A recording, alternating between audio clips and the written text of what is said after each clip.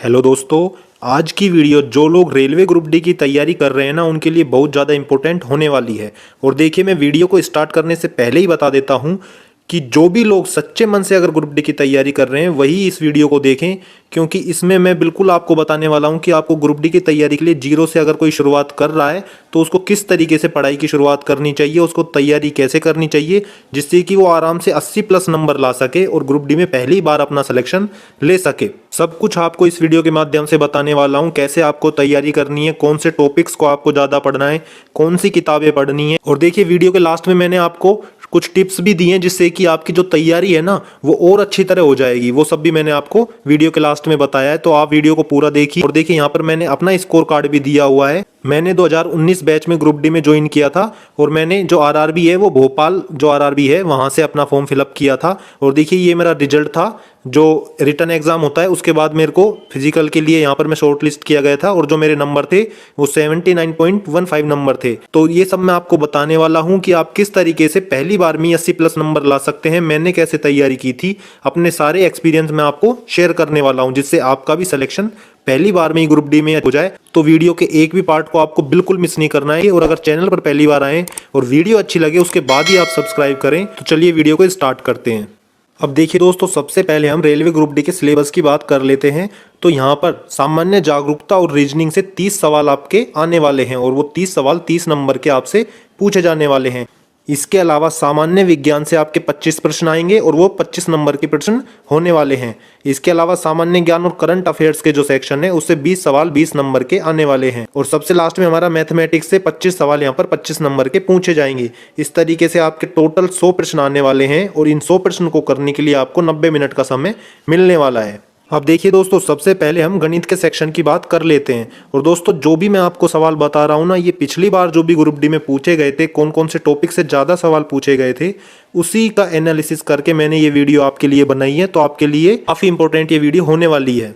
तो देखिए, सबसे पहले जो ग्रुप डी में नंबर सिस्टम होता है, संख्या पद्धति, उससे एक दो सवाल आपके पेपर में जरूर पूछे जाएंगे। इसके बाद जो आपका बोर्ड मास वाला टॉपिक होता है ना, जिसमें प्लस माइनस के तरीके से सरलीकरण दिया जाता है, उसमें से आपके 2 या 3 क्वेश्चन यहाँ पर पूछे जा सकते हैं। इसके अलावा डेसिमल एंड फ्रैक्शन जो टॉपिक है उससे आपके 1-2 सवाल यहाँ पर पूछे जा सकते हैं। और देखिए दोस्तों, जितने भी ये सवाल पूछे जाएंगे ना, इनका जो लेवल है वो बहुत ज़्यादा कठिन नहीं होने वाला है। एवरेज लेवल ही इनका रहने वाला है। यहाँ तक कि कई सवाल ऐसे आएंगे जिनको आप आसानी से 10-15 सेकंड में ही सोल्व कर देंगे। तो आप जितनी ज़्यादा प्रैक्टिस इनकी करेंगे ना, उतना ही आपकी समय की बचत भी होगी। अब अगला टॉपिक है अपना एवरेज, जो औसत वाला टॉपिक है उससे 1-2 सवाल यहाँ पर पूछे जाएंगे। इसके अलावा एलसीएम और एचसीएफ वाला टॉपिक है, उससे 1-2 सवाल पूछे जाएंगे। अनुपात समानुपात का जो टॉपिक है उससे 2-3 सवाल यहाँ पर पूछ लिए जाएंगे। उसके बाद जो परसेंटेज का टॉपिक है, प्रतिशत का, उससे भी 2-3 सवाल यहाँ पर पूछे जाएंगे। अगला जो टॉपिक है वो मेंसुरेशन का है, इससे कम से कम 2 सवाल आपके जरूर आएंगे। अब देखिए, अगला जो हमारा टॉपिक है वो है टाइम एंड वर्क का, और इससे 3-4 सवाल यहाँ पर आराम से पूछे जाएंगे। सबसे ज़्यादा इंपॉर्टेंट यही टॉपिक होता है और इससे काफ़ी सवाल यहाँ पर पूछे जाते हैं। और देखिए, इसी की तरह ये जो टाइम एंड डिस्टेंस का टॉपिक है ना, इससे भी काफ़ी सवाल यहाँ पर पूछे जाते हैं, क्योंकि रेलवे का पेपर है तो रेल से रिलेटेड काफ़ी सवाल इसमें पूछे जाते हैं। टाइम एंड डिस्टेंस में रेलवे से रिलेटेड ही सवाल पूछे जाते हैं। साधारण और चक्रवर्ती ब्याज में से भी आपको एक सवाल जरूर देखने को मिलेगा, चाहे तो साधारण ब्याज में से देखने को मिल जाएगा या फिर वो चक्रवर्ती ब्याज में से देखने को मिल जाएगा। लाभ हानि में से भी आपको 1-2 क्वेश्चन देखने को मिल जाएंगे। इसके अलावा जो अलजेब्रा है उसमें से आपको एक क्वेश्चन देखने को मिल सकता है। ज्यामिति और त्रिकोणमिति में से भी आपको एक सवाल देखने को मिल सकता है। हो सकता है इन दोनों टॉपिक्स में से आपको किसी किसी शिफ्ट में एक भी सवाल देखने को ना मिले। अब इसके अलावा देखिए दोस्तों, ये जो एज कैलकुलेशन है ना, इसमें 2 या 3 सवाल आपके आ सकते हैं। वो इस तरीके से आएंगे कि हो सकता है एक क्वेश्चन आपका रीजनिंग में भी इससे पूछ लिया जाए, क्योंकि रीजनिंग में भी इस तरीके के क्वेश्चन पूछ लिए जाते हैं। अब देखिए, इसी तरह ये कैलेंडर और क्लॉक वाला है, हो सकता है इसमें रीजनिंग में से आपसे सवाल पूछ लिया जाए। और अगर रीजनिंग में सवाल नहीं पूछा गया तो आपको मैथ के सेक्शन में ये सवाल जरूर देखने को मिलेगा, और अगर मैथ के सेक्शन में पूछ लिया तो आपको रीजनिंग में ये सवाल देखने को नहीं मिलेगा। इसके अलावा जो बाकी के टॉपिक बचते हैं मैथ में, उससे 2 या 3 सवाल ही आपसे पूछे जाएंगे। कि जितनी ज़्यादा आप प्रैक्टिस करेंगे ना, समय की बचत भी आपकी उतनी होगी और आपके सवाल के सही होने के चांसेस भी बहुत ज़्यादा रहेंगे। अब नेक्स्ट जो हमारा सेक्शन है वो है जनरल साइंस का। अब देखिए, जनरल साइंस में फिजिक्स, केमिस्ट्री और बायोलॉजी तीनों में से ही क्वेश्चन आते हैं। तो सबसे पहले मैं आपको जो फिजिक्स के जो इंपॉर्टेंट टॉपिक है ना, वो मैं आपको यहाँ पर बता देता हूँ। तो सबसे पहला जो टॉपिक है वो है गति का। गति से यहाँ पर क्वेश्चन आपके पूछे जा सकते हैं। उसके अलावा बल का टॉपिक है, उससे भी आपके क्वेश्चन पूछे जा सकते हैं। इसके अलावा जो न्यूटन के नियम और उदाहरण है, ये आपका मोस्ट इंपोर्टेंट टॉपिक है और इससे आपको सवाल यहाँ पर एग्जाम में जरूर देखने को मिलेगा। या तो आपको क्वेश्चन में न्यूटन का नियम लिख के दे देगा और बोलेगा कि ये न्यूटन का कौन सा नियम है, या फिर आपको एग्जाम्पल के थ्रू पूछेगा कि इसमें न्यूटन का कौन सा नियम लगता है। तो आपको इस तरीके से इस टॉपिक को कवर करके जाना है। अगला जो टॉपिक है हमारा वो है गुरुत्वाकर्षण का। तो गुरुत्वाकर्षण से आपसे हो सकता है कि कोई न्यूमेरिकल भी यहाँ पर पूछा जा सकता है। इसके अलावा जो इस तरीके के क्वेश्चन होते हैं ना कि अगर एक इंसान का भार पृथ्वी पर 100 किलो है तो चांद पर उसका भार कितना होगा, इस तरीके के क्वेश्चन भी आपको यहाँ पर पूछे जा सकते हैं। अब इसके अलावा जो हमारे टॉपिक है वो है प्रकाश का, विद्युत का और कार्य ऊर्जा और शक्ति का। इन टॉपिक से भी यहाँ पर सवाल आपके पूछे जा सकते हैं। ये टॉपिक्स यहाँ पर फिजिक्स के लिए काफी इंपॉर्टेंट टॉपिक हैं। अब देखिए अगला जो केमिस्ट्री है उसके कौन कौन से टॉपिक यहाँ पर इंपॉर्टेंट होने वाले हैं। तो सबसे पहले आता है रासायनिक समीकरण। कोई भी एक समीकरण आपको दे दी जाएगी और उसमें बीच में खाली स्थान छोड़ दिया जाएगा। खाली स्थान को भरने के लिए आपको 4 ऑप्शन दे दिए जाएंगे। तो इस तरीके के क्वेश्चन आपको यहाँ पर देखने को मिल सकते हैं। इसके अलावा जो आवर्त सारणी है उसमें से भी आपको क्वेश्चन देखने को मिल सकते हैं। तो आपको आवर्त सारणी को 2 या 3 बार अच्छी तरह से देख लेना है और ये भी देख लेना है कि कौन सा एलिमेंट कौन से नंबर पर है। इस तरीके के क्वेश्चन आपको यहाँ पर पूछे जा सकते हैं। इसके अलावा अम्ल, क्षार और लवण, एसिड, बेस एंड साल्ट के टॉपिक से भी आपको यहाँ पर काफी क्वेश्चन देखने को मिल सकते हैं। और इस टॉपिक में से जो आपसे क्वेश्चन पूछे जाएंगे ना वो इस तरीके से पूछे जाएंगे कि धोने के सोडा का सूत्र आप बताइए, खाने के सोडे का सूत्र बताइए। तो इस तरीके से आपको इसको कवर कर लेना है। अब अगला जो टॉपिक है वो है धातु और अधातु का। तो इसमें से भी आपको क्वेश्चन पूछे जा सकते हैं। अब देखिए दोस्तों, जितने भी मैं आपको ये इंपॉर्टेंट टॉपिक बता रहा हूं ना, इनको आपको एक एक बार तो पढ़ लेना है और उसके अलावा आपको रेलवे की प्रीवियस ईयर क्वेश्चंस की बुक ले लेनी है और उस बुक में से इन टॉपिक्स को कवर कर लेना है कि इन टॉपिक से किस तरीके के सवाल जो पिछले एग्जाम जब भी हुए हैं रेलवे के, उनमें किस तरीके के सवाल यहाँ पर पूछे गए हैं। तो इस बार भी जो सवाल है वो उन्हीं को घुमा फिरा के बार बार पूछे जाते हैं। तो आपकी जो तैयारी है ना वो बहुत अच्छी तरह हो जाएगी। अब इसके अलावा जो हमारा अगला टॉपिक है वो है कार्बन और उसके यौगिक का। तो ये भी एक काफी इंपॉर्टेंट टॉपिक है। इसमें से भी ग्रुप डी में सवाल पूछे जा सकते हैं आपसे। तो ये भी आपको कवर कर लेना है। अब देखिए दोस्तों, जनरल साइंस में जो सबसे ज्यादा सवाल पूछे जाते हैं ना वो पूछे जाते हैं बायोलॉजी में से। तो उसमें से आपको कौन कौन से टॉपिक से सवाल यहाँ पर ज्यादा पूछे जाएंगे। सबसे पहला जो हमारा टॉपिक है वो है मानव शरीर। तो मानव शरीर से रिलेटेड आपसे टॉपिक यहाँ पर जरूर आएगा और उसमें से आपसे सवाल पूछे जाएंगे। मानव शरीर से जुड़े कौन कौन से रोग हैं वो भी आपसे यहाँ पर जरूर पूछा जाएगा। इसके अलावा पौधे और पौधे से जुड़े जितने भी रोग हैं उससे रिलेटेड क्वेश्चन भी आपको यहाँ पर ग्रुप डी में देखने को जरूर मिल जाएगा। इसके साथ ही कौन कौन से रोग जीवाणु से होते हैं, कौन से रोग विषाणु से होते हैं और कौन से रोग कवक से होते हैं, इससे रिलेटेड आपको क्वेश्चन देखने को जरूर मिलेगा। इसके अलावा हमारे शरीर में कौन कौन से हार्मोन पाए जाते हैं, कौन कौन सी ग्रंथि कहाँ कहाँ पाई जाती है, या किस हार्मोन की कमी से कौन सा रोग हो सकता है, इससे रिलेटेड क्वेश्चन भी आपको यहाँ पर देखने को मिल सकते हैं।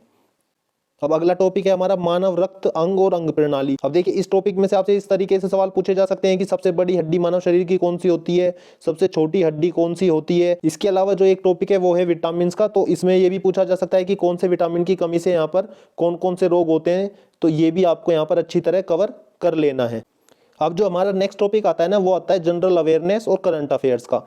तो यहाँ पर करंट अफेयर्स के आपको काफी सारे क्वेश्चन यहाँ पर देखने को मिल सकते हैं। अब इसमें 2024 के आपको कवर कर लेने हैं और 2023 का जो मिड है ना, मतलब जुलाई के बाद का जो 2023 से स्टार्ट होता है, वो क्वेश्चन भी आपको यहाँ पर कवर कर लेने हैं। अब इसमें जो इंपॉर्टेंट टॉपिक होने वाला है ना वो है जैसे कौन कौन से पुरस्कार अभी यहाँ पर हाल में दिए गए हैं वो आपको अच्छी तरह कवर कर लेने हैं। इसके अलावा जो नोबेल पुरस्कार हैं वो आपको अच्छी तरह देख लेने हैं। अभी नोबेल पुरस्कार काफी क्षेत्रों में यहाँ पर दिए गए हैं, उनको आपको अच्छी तरह कवर कर लेना है क्योंकि वो क्वेश्चन बहुत ही ज्यादा इंपॉर्टेंट होते हैं। इसके अलावा जो इंपॉर्टेंट जो इन्वेंशंस है ना कि बल्ब की खोज किसने की, टेलीफोन की खोज किसने की, ऐसी कुछ जो इंपॉर्टेंट क्वेश्चन है वो आपको यहाँ पर अच्छी तरह कवर कर लेने हैं। अब देखिए इतिहास और राजनीति है ना, जो इससे काफी कम क्वेश्चन आपको यहाँ पर देखने को मिल सकते हैं क्योंकि जो एएलपी का एग्जाम हुआ था उसमें भी जो पुरानी जो इतिहास है उसमें काफी कम क्वेश्चन आए थे और जो टेक्नीशियन का एग्जाम हो रहा है उसमें भी काफी कम क्वेश्चन यहाँ पर देखने को मिल रहे हैं। जो मेन जो क्वेश्चन है वो केवल करंट अफेयर सेक्शन से ही आ रहे हैं। तो आपको इस टॉपिक पर ज्यादा ध्यान नहीं देना है, आपको केवल 1 या 2 बार इस टॉपिक को अच्छी तरह पढ़ लेना है। बाकी केवल आपको प्रीवियस ईयर क्वेश्चन में जिस तरीके के क्वेश्चन पूछे गए हैं उनको आपको कवर करना है। तो आपको प्रीवियस ईयर क्वेश्चन में से ही इन टॉपिक्स में क्वेश्चन देखने को यहाँ पर मिल जाएंगे। अब देखिए इसके साथ ही रूस, यूक्रेन और इजराइल ईरान का जो युद्ध चल रहा है ना अभी, उसमें से भी आपको यहाँ पर क्वेश्चन देखने को मिल सकते हैं। तो इसमें कौन कौन सी मिसाइल का यूज किया गया है, कहाँ कहाँ पर हमले किए गए हैं, ये इस तरीके के क्वेश्चन आपको यहाँ पर देखने को मिल सकते हैं। काफ़ी इंपॉर्टेंट टॉपिक ये होने वाला है इस बार। अब अगला जो टॉपिक है ये काफ़ी इंपॉर्टेंट है, वर्तमान में कौन क्या है, इस तरीके के क्वेश्चन आपको देखने को मिल सकते हैं। जैसे कि रेलवे बोर्ड के अध्यक्ष कौन है या फिर आरपीएफ के अध्यक्ष अभी कौन है, तो इस तरीके के क्वेश्चन आपको देखने को मिल सकते हैं। और रेलवे से जुड़े जितने भी करंट अफेयर्स के क्वेश्चन है ना, वो आपको काफ़ी सारे इसमें देखने को मिल सकते हैं। अब देखिए, रेलवे से जुड़े करंट अफेयर्स क्वेश्चंस की टॉप 30 जो एमसीक्यू है ना, उनकी मैंने पहले से ही वीडियो बना रखी है। अगर आप चाहें तो आई बटन में जाके देख सकते हैं, मैंने वहां पर उसका लिंक दिया हुआ है। आप उसको भी देखकर उनको कवर कर सकते हैं और देख सकते हैं कि आपको उन 30 क्वेश्चन में से कौन कौन से क्वेश्चन आते हैं। मैंने अपनी दृष्टि से जो इंपॉर्टेंट 30 क्वेश्चन है ना, उनको यहाँ पर कवर किया है। और आगे आने वाले टाइम में मैं ये जो वर्तमान में कौन क्या वाला टॉपिक है ना, इसके ऊपर भी जल्दी ही वीडियो लेके आने वाला हूँ। जब भी वो वीडियो आए तो आपको एक बार उसको देख लेना है, आपका ये पूरा टॉपिक एक ही बार में कवर हो जाएगा।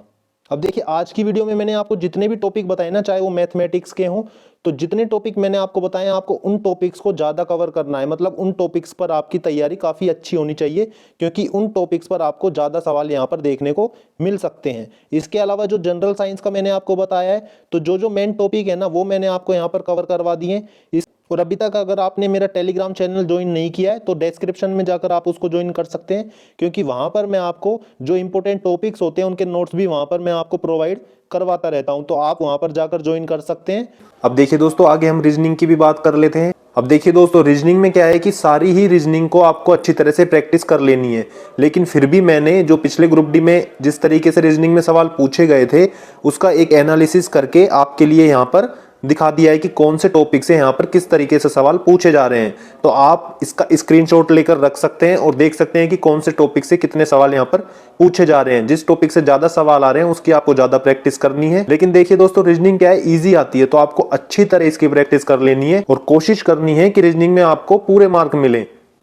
अब देखिए दोस्तों, मैं आपको कुछ ऐसी महत्वपूर्ण टिप्स देने वाला हूं जो कि आपकी तैयारी में काफ़ी ज़्यादा आपको मदद करने वाली हैं। तो देखिए, सबसे पहले आप अपनी पढ़ाई का समय बिल्कुल निर्धारित कीजिए। ऐसा नहीं है कि आप दिन में कभी भी उठकर पढ़ने लग गए, या फिर आपने कहा आज तो दिन में नहीं पढ़ूंगा, मैं तो शाम को पढ़ूंगा। इस तरीके का कुछ भी आप नहीं करना है।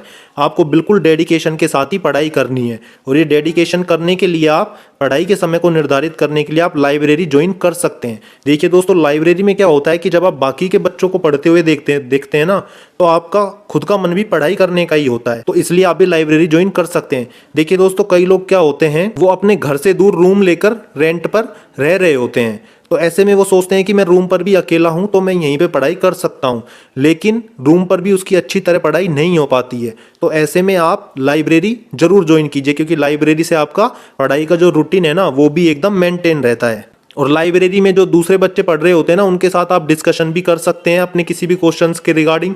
तो इस तरीके से वहाँ पर काफ़ी अच्छी पढ़ाई हो जाती है। मैंने खुद ने भी लाइब्रेरी ही ज्वाइन की थी और मेरी काफ़ी अच्छी उस समय तैयारी हो चुकी थी। इसके बाद देखिए दोस्तों, पुराने वर्षों में आए हुए प्रश्नों की ज़्यादा से ज़्यादा आपको प्रैक्टिस करनी है। अब देखिए, इसके लिए आपको कई सारी किताबें मार्केट में मिल जाएंगी। आप चाहें तो किरण की बुक भी खरीद सकते हैं। किरण की बुक में जितने भी क्वेश्चन रेलवे में पूछे जाते हैं, सबका प्रैक्टिस सेट दिया हुआ होता है। स्पेशल रेलवे ग्रुप डी का भी वहाँ पर आपको प्रैक्टिस सेट मिल जाता है। तो आप किरण की बुक भी खरीद सकते हैं, या फिर गगन प्रताप सर की जो बुक है वो भी आप ले सकते हैं। इसके अलावा जो भी बुक आपको ठीक लगे वो आप खरीद सकते हैं। लेकिन आपको पुराने प्रश्नों की ज़्यादा से ज़्यादा प्रैक्टिस करनी है, जिससे कि आपके हैबिट में आ जाएगा कि रेलवे में किस तरीके से सवाल पूछे जाते हैं। देखिए दोस्तों, इसके साथ ही आपको कोई भी एक टेस्ट सीरीज यहाँ पर ज्वाइन कर लेनी है। देखिए, रेलवे ग्रुप डी के नाम से काफ़ी सारी टेस्ट सीरीज आपको किसी भी प्लेटफॉर्म पर मिल सकती हैं। ग्रेड अप पे भी आपको मिल सकती हैं, या फिर टेक्स्ट बुक पे भी आपको मिल सकती हैं, अड्डा पर भी मिल सकती हैं। जो भी आपको ठीक लगे उनमें से आपको एक को ज्वाइन कर लेना है। और हफ्ते में कम से कम एक बार आपको टेस्ट देकर अपनी तैयारी का आकलन जरूर करना है। जैसे कि आपने क्या किया, मान लीजिए आपने हफ्ते में आपने पूरे हफ्ते पढ़ाई की है, तो आप संडे को एक टेस्ट दे लीजिए, जिससे कि आपको पता लग जाएगा कि कौन से टॉपिक्स पर अभी आपको ज़्यादा फोकस करना है और उनकी तैयारी अभी आपकी कम हो पाई है। टेस्ट में जिस टॉपिक में आपके नंबर कम आए ना, उसकी आपको और अच्छी तरह प्रैक्टिस करनी है। तो इससे आपका जो भी टॉपिक है जिसमें आप कमज़ोर हैं, उसकी प्रैक्टिस भी काफ़ी अच्छी तरह हो जाएगी और आपको खुद को भी पता चल जाएगा कि आप कौन से टॉपिक में कमज़ोर हैं। तो टेस्ट सीरीज से आपकी तैयारी है ना, वो काफ़ी अच्छी हो जाएगी। जब आप टेस्ट सीरीज देंगे ना, तो जो कई लोग क्या होते हैं कि एग्जाम हॉल में जाके चाहे सवाल आ रहा हो या नहीं आ रहा हो, तुक्के से भी उसको लगा देते हैं। तो ये जो तुक्का देने का काम है ना, ये भी आपका टेस्ट सीरीज की वजह से बंद हो जाएगा। तो देखिए दोस्तों, यही वो टिप्स हैं जो मैं आपको बताने वाला था। अगर आपको ये पसंद आई हो और मेरी वीडियो अगर आपको थोड़ी भी इंफॉर्मेटिव लगी हो, तो आप वीडियो को जरूर लाइक करें और चैनल को सब्सक्राइब करें और अपने जितने भी दोस्त हैं ना उनके साथ इस वीडियो को जरूर शेयर कीजिए, क्योंकि ये वीडियो उनके भी काफ़ी काम आने वाली है। और पूरे मोटिवेशन के साथ आपको तैयारी करनी है और इस बार आपको रेलवे ग्रुप डी का एग्ज़ाम क्लियर करना ही है। इस तरीके से अगर आप तैयारी करेंगे तो पहली बार में ही आपका सिलेक्शन जरूर हो जाएगा। मिलते हैं दोस्तों ऐसी किसी अगली इन्फॉर्मेटिव वीडियो में, तब तक के लिए जय हिंद दोस्तों।